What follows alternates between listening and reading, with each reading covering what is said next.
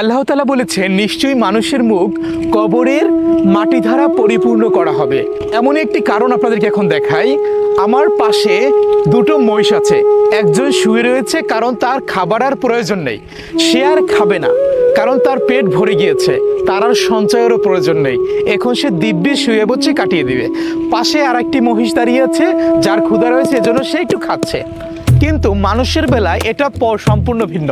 মনে করুন আপনি একটা জায়গাতে দেখলেন অনেকগুলো টাকা পড়ে আছে, আপনি শুধু ততটুকু টাকা নেবেন না যতটুকু আপনার ওই দিন প্রয়োজন, আপনি চাইবেন ওখান থেকে সব টাকাটা নিয়ে নিতে, যাতে করে আপনি পরবর্তীতেও আরও ওই টাকাটা জমা রাখতে পারেন। এটাই হচ্ছে মানুষ এবং পশু প্রাণীদের ভিতরে পার্থক্য। আল্লাহ তাআলা সেরেফ কোরআনে লিখে দিয়েছেন এর জন্য মানুষ বড় নেমো খারাপ। জি, এই কারণেই মূলত আমাদের কাজ করতে করতে এই সেন্সটাই মাথাতে কাজ করে না যে আমাদের এই দুনিয়া ছাড়তে হবে।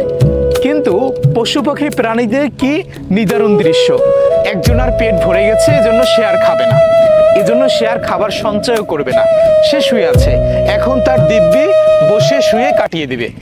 আর একজনের পেট এখনো ভরেনি, এজন্য সে খাচ্ছে। কিন্তু মানুষের ক্ষেত্রে এই বিষয়টি আপনি সম্পূর্ণ ভিন্ন দেখবেন।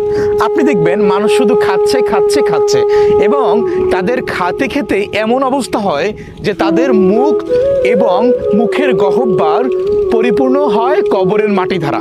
এটাতে আমি একটা দুর্বল হাদিসে বা পুরনো কোনো একটা ইসলামিক বইতে দেখছিলাম যে নিশ্চয়ই আল্লাহ তাআলা তোমাদের মুখ কবরের মাটি দ্বারা পূর্ণ করবেন।